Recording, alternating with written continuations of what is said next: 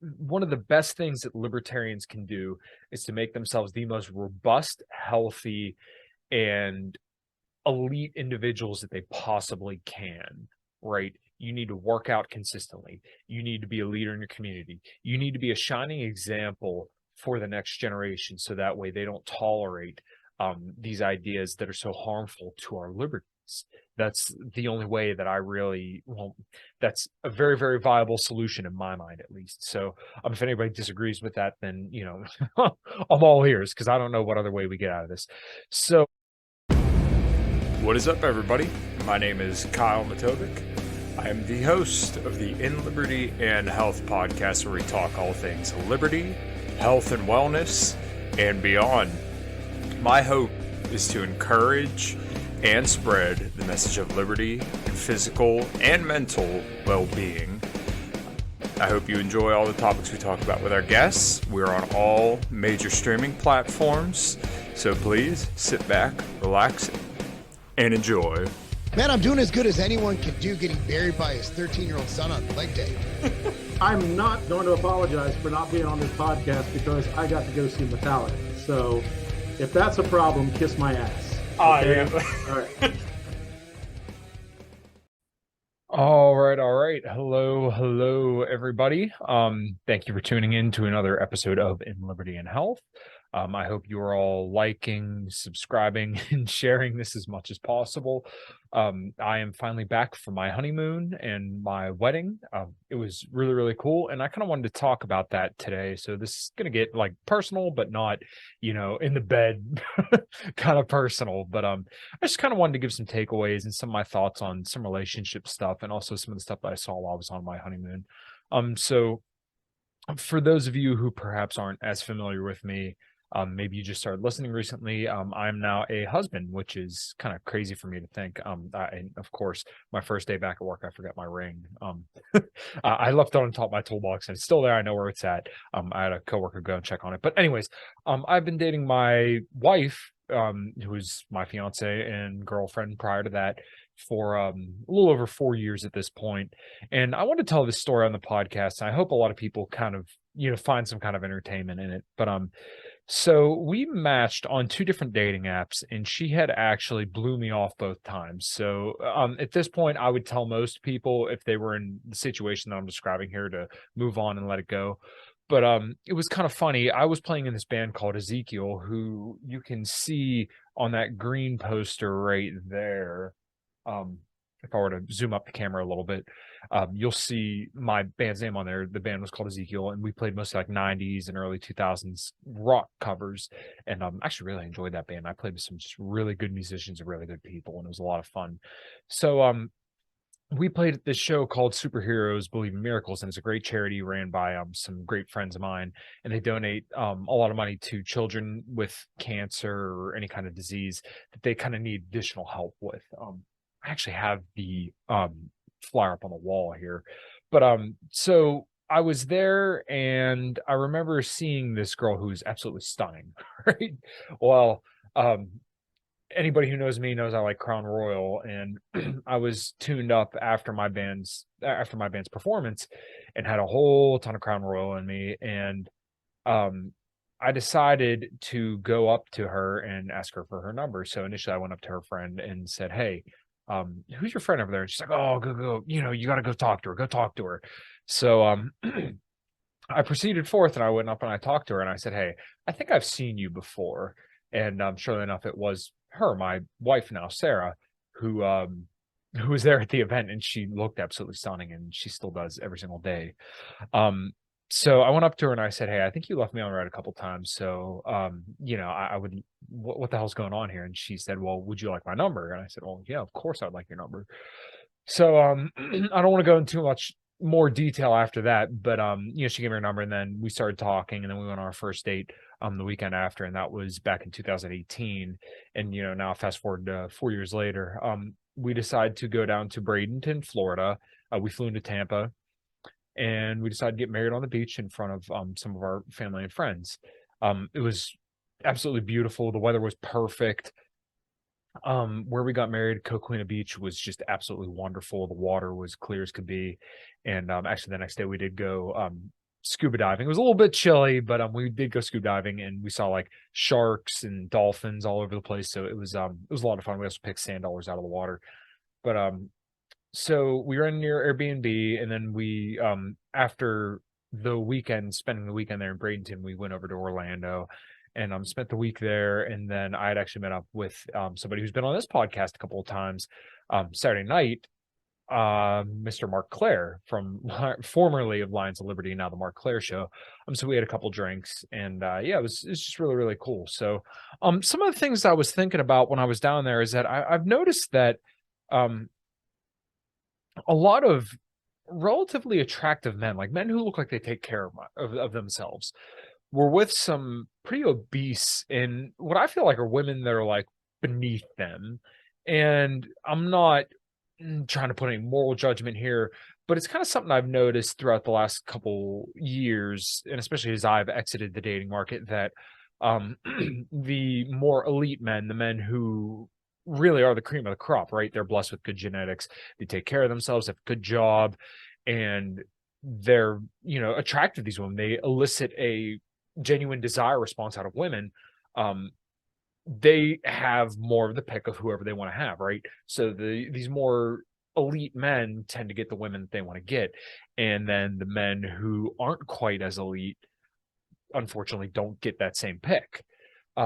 They're, for whatever reason, they end up settling with some obese and not particularly attractive women. So that's something I've noticed, and I think it's going to continue as women are more and more exposed to the kind of the world that we've fostered, where just this whole economy and the way that really society is kind of set up to benefit women. They don't need somebody that's going to provide for them. So they're going to go for more short-term pleasure, and they're going to find somebody who elicits more genuine desire and chase after them. And then later on in their life, when they're no longer as sexually attractive, they're going to settle down with a man who's not quite as gifted.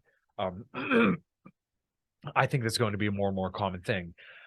The other thing I kind of wanted to touch on is that I saw a lot of trans people down in Florida, which, for being King DeSantis land, it's kind of weird. But then again, we were also in kind of more densely populated cities. It just doesn't seem natural to me that you have this many trans people running around. I don't think it's a healthy evolution of a healthy society. I think it's a sign that people don't feel they have a place, and it's kind of a crisis of identity where people really don't feel they belong. So they're going to do something to get some attention from other people, whether that be coming out as trans or dyeing your hair ridiculous colors and moving away from more culturally, socially normal things. They're going to try to stand out a little bit more to find their purpose. And not that I necessarily believe that nobody could be this kind of individual. I just don't think as many people that are doing it, I don't think it's a natural thing. I do believe that there is an agenda pushed by nefarious people and nefarious actors. And I do believe that it's, artificially being propagated that way. So I am stoked to tell you guys about the show's new sponsor. I am now working with MTS Nutrition, which is a brand that I've believed in for a very, very long time, and they run awesome cells and they have awesome products. So I want to tell you about their amazing protein powder, which you're going to ask me how many pounds I have of the protein powder, and the answer is all of them. So here I got Red Velvet Cake, 25 grams of protein, and they have the amino acids and everything on there, 59 servings. Peanut butter fluff, fluffernutter, 26 grams of protein, and then also the chocolate chip cookie, which literally has real pieces of chocolate chip cookie in there. So 27 grams of protein, 180. As I've talked about on the show, getting your protein in is very, very important. So make sure you hit that link below and purchase your protein powder through MTS Nutrition.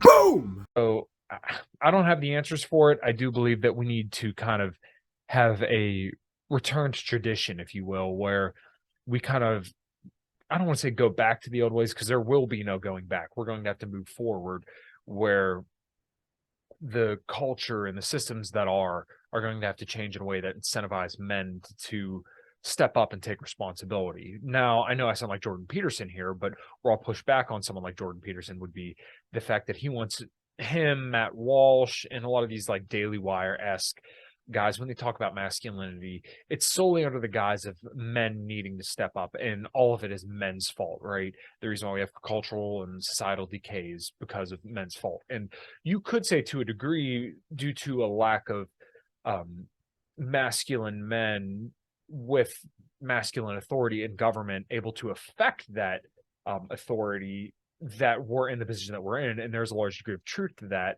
But we also can't avoid the fact that women have kind of created this situation as well, that they're a guilty party as well. And like I said, I don't know the way to move forward to curb this and to create a society that leans more towards, in my mind, socially conservative values, which I think are much more complementary to a free society. I just don't know how we get there. I do think maybe there will have to be some kind of government fiat where you start cracking down on the way that this is kind of propagating. I don't have the answers. In my mind, one of the best things that libertarians can do is to make themselves the most robust, healthy, and elite individuals that they possibly can, right? You need to work out consistently. You need to be a leader in your community. You need to be a shining example for the next generation, so that way they don't tolerate these ideas that are so harmful to our liberties. That's the only way that I really won't. That's a very, very viable solution in my mind, at least. So if anybody disagrees with that, then, I'm all ears, because I don't know what other way we get out of this. So kind of moving on from there, one thing that I wanted to pass upon to people and what's been successful in my relationship, and I don't want people to take this anecdote as data, but I read from somewhere that people who felt like they knew each other relatively well, and they had been dating for at least 3 years, that generally those marriages actually last longer than people who didn't feel that way or got married a little bit sooner.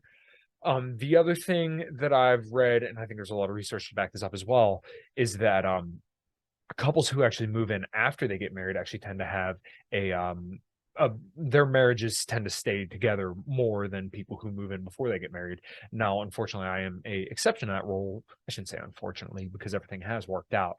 But I heard Jordan Peterson, and I hate to kind of keep bringing him up, but I heard him explain it this way once, and it resonated with me, that when you move in with somebody and you're not married, it's kind of like you're just trying this person out. You're leaving the back door open.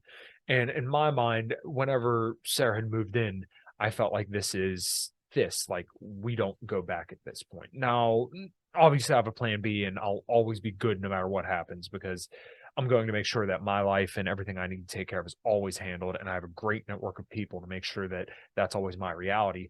But whenever she had moved in, I kind of solidified this as we're taking this all the way, right? You're committed to me, I'm committed to you. And then now we obviously just kind of sealed the deal. So one thing that's also been really helpful in my relationship is that we share a lot of the same values. She's pro-life, I'm pro-life. Politically, we align on a lot of things, and maybe this is going to rub people the wrong way, and I'm perfectly okay with that.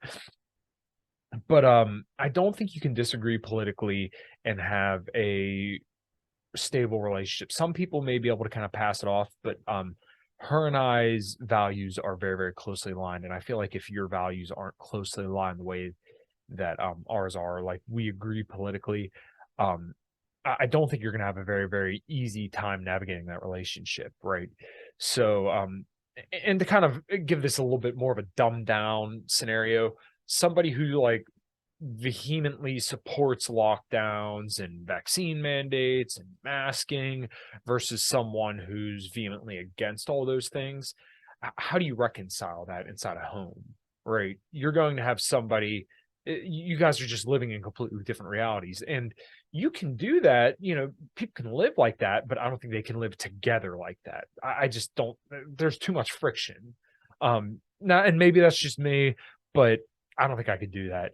Another thing that we both agreed on actually relatively early was that we both wanted children, and we both wanted to kind of give our kids a better life than we had. And also infidelity was non-negotiable, as in, if her or I had ever cheated on one another, then it was done, right? There was no coming back from that. I don't think men's innate drive is to accept women cheating. I don't think that we're built for that, because we do want to know that the child is ours. We want to know that our offspring is going to continue on to the next generation. So therefore, it's very important that women are loyal to men. At least that's kind of the way that I see it. And Rollo Tomasi talks about that a lot, and I think it's true.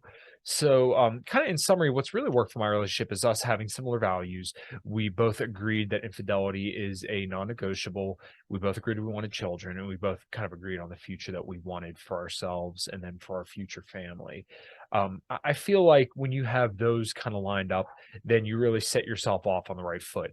Now, to get into some of the other stuff that I've heard, and I haven't read this research in quite a long time, but when you come from parents who were together and you had a mom and dad in the household, and they both, raised you well, then that increases your likelihood of staying together. Now, unfortunately, her and I, both our parents were divorced, and we've obviously done well for ourselves because we're in the position that we're in now. So that's one thing. I've heard of IQ stuff now. A lot of people get really iffy about this, but higher IQ couples tend to stay together a lot longer. They have a lesser chance of divorce. I believe religious couples actually stay together a lot more as well. Now, once again, this has been a very, very long time since I dug into this research, but I think most of what I'm outlining here is just that your values really do have to line up, and you have a lot less to fight about if your values are aligned, right? I mean, her and I may have disagreed on like the way that we may want to raise kids, but like we both know that we want children, and we both know that we were vehemently opposed to lockdowns, and that we both are very conscientious people, and we want to just live a good life. We want to, fix the timelines of our families. And that's not to say that our families are like these horrible drug-ridden people, but we seek to put history to the right, and it's going to sound pretty grandiose, but we do want to make the world a better place. At least that's my goal with having children and raising a family, is that I want to be the change I want to see in the world. I know that's corny, I know it's cliche, but I really do want to see the world become better. And to a lot of people, they're a little bit deterred by having children because of the state of the world, right? That doesn't deter me. In fact, it encourages me, because the other cliche is the journey of 1,000 miles begins with one step. What's up, everybody? We're going to take a quick break and tell you about the show's sponsors. We are brought to you by LMNT Electrolytes. I've been using this stuff for years, and what I've honestly found is that if I didn't have electrolytes before some kind of cardio, and sometimes even before workouts, that my workout performance, or definitely cardio performance, would suffer greatly. Sodium is responsible for every single movement pretty much in your entire body, and let's say you drink a lot of caffeine like I like to do, then maybe it is a good idea, like I do every single morning, put some LMNT chocolate electrolytes there in your coffee to get a little bit more sodium, potassium, and magnesium in your coffee, so that way whatever diuretic effect you get from the caffeine is pretty much diluted by the fact that you put chocolate salt in it. Also, it tastes really, really good. Get some chocolate cream or hazelnut cream or even coconut, and mix that all up. It tastes really, really good. So yeah, make sure you drop by, go to drinklmnt.com/inlibertyandhealth and pick you up some electrolytes today. All right, guys, thanks. Well, that one step's going to have to be you making yourself better. It's going to be you picking up that barbell whenever you don't want to. That's going to be you cleaning up that mess that somebody else left, but it should be there. That's going to be you putting your shopping cart away. This little stuff, it adds up over time. And then eventually you're going to find somebody that you love, and then you can have a family with them. And then with due diligence, patience, and love, and caring, and a good network, you can raise great children who are going to go on and hopefully push the world in a slightly better direction. Like I said, this all sounds very grandiose, but this is really what I believe. And I do believe if we want to spread libertarian values, then you're going to need people who have families. I know it's a long-term solution, but you need to pass these values on to your children and bring about the culture of appreciating liberty. I don't know what other way to do that other than just, as I've kind of alluded to throughout this podcast, making yourself the most robust, healthy, and elite individual that you possibly can, and also kind of raising your children with those values. And you shouldn't indoctrinate your children, but one of the sayings I've always heard was that you should demonstrate, not explicate. If you have to sit here and say all these things, then you're kind of already losing, right? And people don't really listen to what you say all that much, right? They're going to see the way you behave and the way that you act. So it's been something I've kind of poked around with some people a lot when I see people saying, "Oh, I'm so right winger," and you always see right wing in people's bios. Not that I really like care, but it should be the behaviors that you demonstrate that show the person that you are, and people kind of connect your values from there, right? It shouldn't have to be an explicitly said thing. If you're a good person, your actions will show that. At least that's kind of the way that I think. So this is probably gonna be a little bit of a shorter show. There actually is a TikTok. I forgot to mention this earlier. I love sharks, if you can't tell, sharks and dinosaurs. So there's the little Jaws statue right there. And then there's the little shark pet right there. And then Blue from Build-A-Bear right there. And then obviously my shark right here. My wife had stayed over with her parents at their bungalow, or whatever the hell it was called. And it was probably like 15 minutes away from where our Airbnb was. And I drove over there, and it was supposed to be for like my first look. So they had like a boat dock in the back, and I turned my back to their bungalow, and it was supposed to be kind of like the first reveal. So like, I'm going to see her in her dress and everything, right? So I heard like this swish, and it sounded like somebody putting on a winter coat, but whatever. So they walk her out, and I turn around, and my wife is wearing this giant inflatable shark suit. I don't know if you could find it on Twitter or on TikTok. It's there somewhere. I couldn't tell you where to find it. I'll see if I can maybe put it in the show notes. But it was really cute. It was really, really funny. And even my wife's dad was wearing a shark polo. So it was a really, really cool time. And I'm glad to be a husband. I'm a very happy husband. And I look forward to one day becoming a happy father and hopefully a happy grandfather. That's kind of, in my opinion, the biggest goal that you can pursue in your entire life. Because really what is left whenever you get old and you're dying, and all the, your teeth, your good looks, and everything else are gone. If you don't have your family, what do you have? So for everyone listening out there, I hope everybody had a fantastic week. I hope this podcast helped you some way, some shape, or form.